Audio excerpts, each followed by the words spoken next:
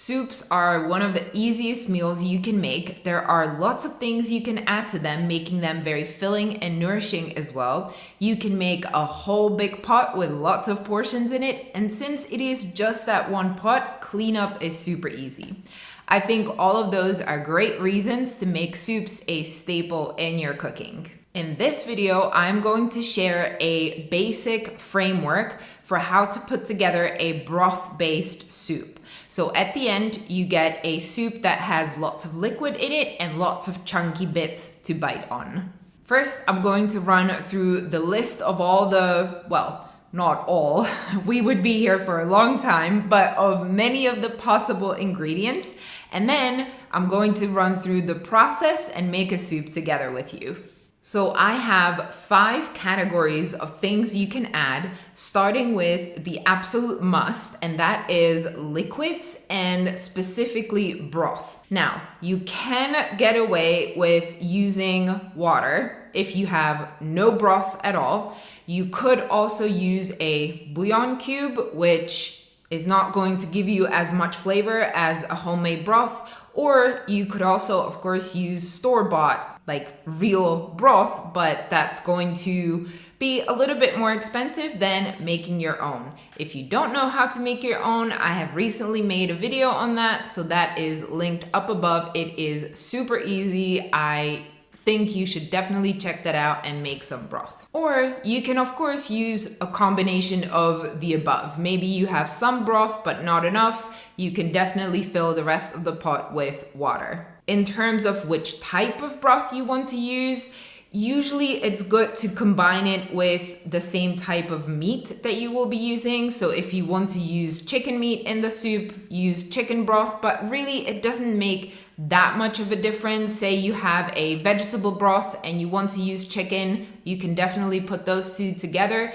What I would consider is the strength of flavor of your broth. So for example, a fish broth has a very strong flavor to it, so I wouldn't combine that with, say again, the chicken meat, because those two would just not go all that well together in my opinion. But hey, you do you. If you like that taste combination, do it. So broth and water are definitely your number one liquids that you want to use here, but there are many others such as wine and vinegar, lemon juice, soy sauce, maybe cream, and you can probably come up with more as well. It's just that they are used a little bit differently at different times in the cooking process, but we will talk about that a little bit later. The next category of things you definitely want to add to your soup is vegetables. There are the classics like onion, garlic, carrots, celery, but there are just so many more that you can do. I often do celeriac. There is corn and sweet peas and potatoes, sweet potatoes as well. You can do pumpkin as well, zucchini, broccoli, cauliflower, you name it, a whole bunch.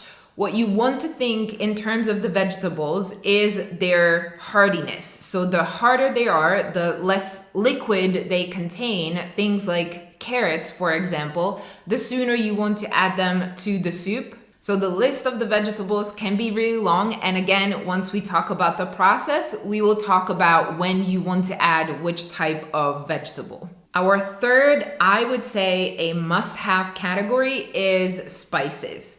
And here there is really 3 kind of subcategories that you want to keep in mind, and that is dried powdered spices. So something like garlic powder or cumin, I would put in this category as well. Maybe turmeric, that's what I ended up using in my soup, versus then dried leafy herbs. So things like dried oregano, dried thyme.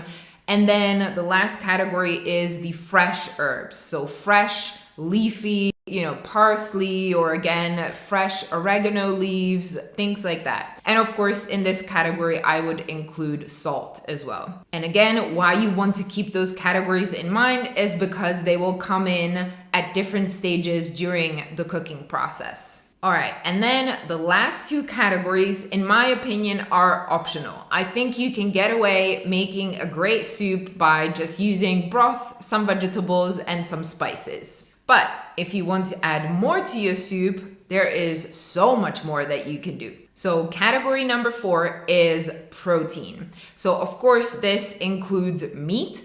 It can be the meat that you've used for making the broth liquid in the first place. So if there is chicken that you picked off the bones once you baked it, like I do, or if you used maybe some beef bones in the soup or like actual beef meat, then there is meat from that. But of course, you can use fresh meat as well. You can use things like bacon too, or other types of protein. So all sorts of lentils and beans and things like tofu and so on. In this category, I would also include eggs and cheese. And again, all those things just make the soup a lot more filling. And then last category, number 5, is carbs. So in here, I've got things like pasta and noodles, rice and other grains like bulgur and quinoa and barley, even oats you can add, and of course bread, either as croutons or on the side or in some other form that you prefer. I would add carbs if I was trying to make the soup a main dish, main course. If you only make, the broth with maybe some vegetables, a little bit of meat maybe, or some other protein from that category, I'm not sure if that would be filling enough to make for a lunch or dinner, like a full meal. But if you add the carbs, a little bit of pasta, maybe a little bit of rice, then you definitely end up with a very filling meal on your plate. So those were a lot of ingredients to hopefully give you a lot of ideas of what you can put into the soup. You definitely, again, don't have to do all of them. You can leave out the protein, leave out the carbs if you want to, but I would definitely stick with broth, vegetables, and spices. All right, and now for the actual process of making this soup. I'm always starting my soup by browning the vegetables and the meat. Now, this is in the case that the meat is fresh. You don't have the meat cooked yet. You're using, raw meat or maybe raw bacon. I would brown it first, and I would also brown some of the vegetables. So in terms of the vegetables, I would definitely brown the onions and the garlic. That's what I'm usually starting with. And then the more hearty vegetables. So things like carrots or maybe the pumpkin if you're using that, the celeriac, things that don't contain that much water. Whereas the more squishy vegetables, things like celery and zucchini, you ideally want to add those later in the cooking process because they will cook a lot faster than the carrots. And so if you were to add them all at once in the beginning, you would end up with very, very squishy and almost like melting or just very squishy vegetables in the end, which doesn't provide for the nicest texture. But hey, I am sometimes a very, I don't want to say lazy cook, but sometimes I don't care about the final texture all that much, and I prefer just to make things easier, and I'll just throw in all of the vegetables in the very beginning and don't even worry about it. I will always brown the onions first to get them a little bit caramelized, just to bring up the sweetness, and then put in the other vegetables. And I would usually use butter for the browning. I wouldn't use an oil that has a stronger flavor, so something like an olive oil or an avocado oil. I personally can just really taste the oils in the final meal, and I don't want to taste olive oil in my broth soup. So I would stick with butter, which just provides that richness, sweetness through the fat in the butter. And so I would stick with that. So in the case of the soup that I was making the other day, I added onions, I added carrots, and just a tiny bit of celeriac that I had left. It's also, I think it nicely shows that you don't have to have a set amount of vegetables. It really is up to you and what you prefer. I know that we like carrots. My toddler loves to fish out the carrots from the soup, so I always make sure that I include plenty of those. And I just wanted to use up that little tiny bit of celeriac that I had left. It was almost going moldy, so I was glad that I could still use it in this easy soup. Another reason why soups are great, you can just use up whatever amount of ingredients that you have.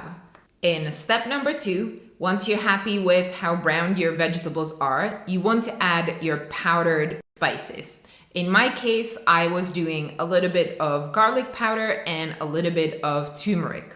And you want to add the powdered spices here because you want to brown them just a little bit as well. Really, like 30 seconds in the pan is enough. This will really help to bring out the flavor of those spices. If you were to add them like into the liquid, when you have the liquid in already, they just wouldn't really taste all that much. Like you wouldn't be able to taste them all that much in the finished product. So you want to add them here to brown them a little bit as well.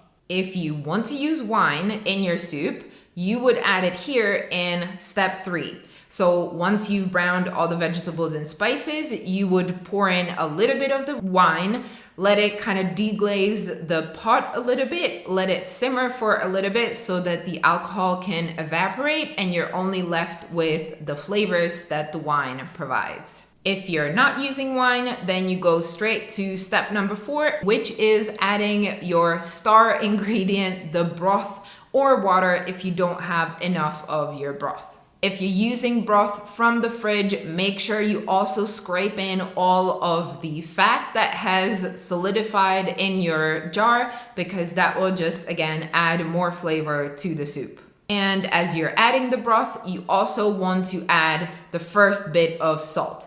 And I'm saying the first bit because you do want to taste your soup throughout the cooking process and you want to add more salt. So start with a little bit of a lesser amount than what you think you will eventually need, because we all know you can always just add more salt, but it's very difficult to make the thing less salty if you've used too much in the beginning already. Together with the salt, you can also add all of your dried herbs. So the dried leaves, like we were talking about, the oregano, thyme, rosemary, whatever. I wasn't using any in my soup here, so I'm not adding them, but this would be the step. They don't need to be added to be browned because they will still provide all of their flavor just through being cooked in the liquid. Then you want to bring your soup to a boil. Nothing too wild, a little bit more than a simmer is great. You want to keep that kind of medium temperature throughout the whole process.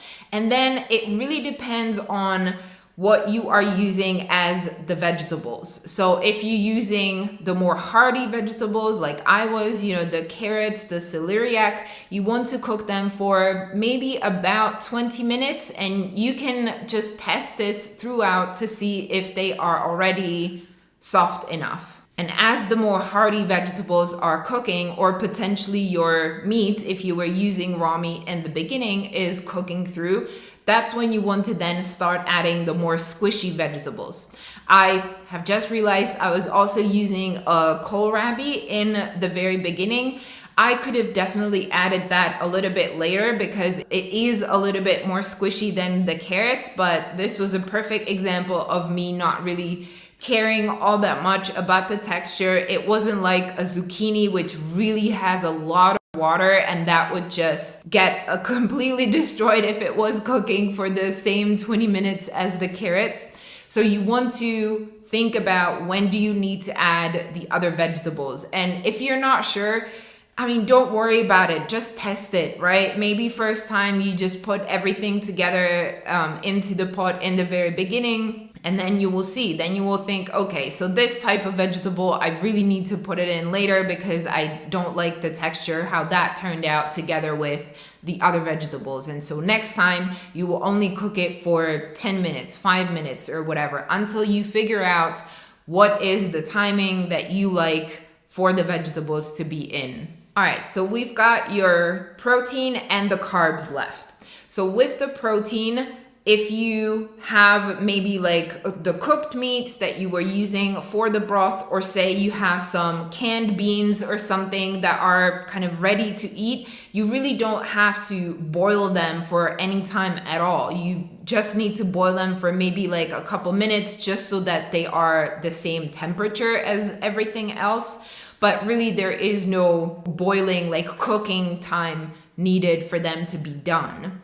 But again, as I've mentioned in the very first step, if you're using raw meat, that's something you want to add from the very beginning, and you of course do want to cook that for a little bit. And if you have uncooked beans, let's say, then it's probably too late to think about that, because uncooked, like dry beans, they do take a long time to cook. So that's something that you need to think about a little bit ahead of time and prepare them ahead of time.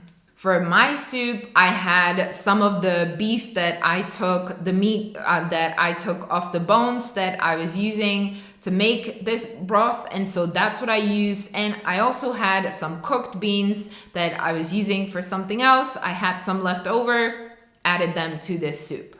In step number 9, we've got the carbs, and again, it's only step number 9 because I had to put them somewhere, but it really depends on their cooking time. So say you're using just this teeny tiny pasta, which I like to use again because I have a toddler, and so the smaller the little bits are, the easier the soup is for her to eat.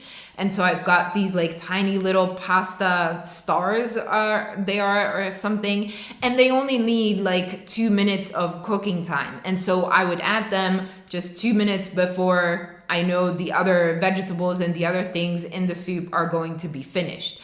But if you have something like rice that you're adding that needs to cook for 15 minutes, then of course you would add it a lot sooner in the process, maybe together with the more hearty vegetables. For the soup that I was making, I wanted to make it filling enough to be like a full lunch for us, and so I wanted to use a carb. I ended up using some bread that I toasted in a little bit of butter just to make it a little bit nicer. All right, we're getting almost to the end. Step number 10, once the soup is pretty much finished, that's when you would add the other liquids that are there just to change up the taste a little bit. So things like the lemon juice, the cream, the soy sauce, things like that that don't really need to cook through in the soup, or maybe just again for like a few minutes. That's what you would add here. And of course you want to keep tasting the soup to see if you need to add a little bit more salt or just some other spices, or again, like in this case, the other liquids. And finally, in step number 11,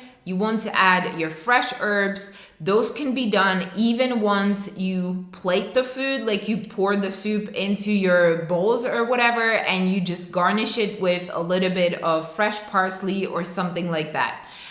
In my soup this time, I wasn't adding any other liquids or any other fresh herbs. I kept it pretty simple in that regard. And that is the whole framework. I know that 11 steps probably sounds like a lot. It doesn't sound like it's easy, but if you really think about it, you're just throwing things into a pot. There is not all that much to it. Plus, it's not like you're going to ruin your soup by adding the lemon juice in step number 4 or something. So it's also fine, and it's a great one to experiment with.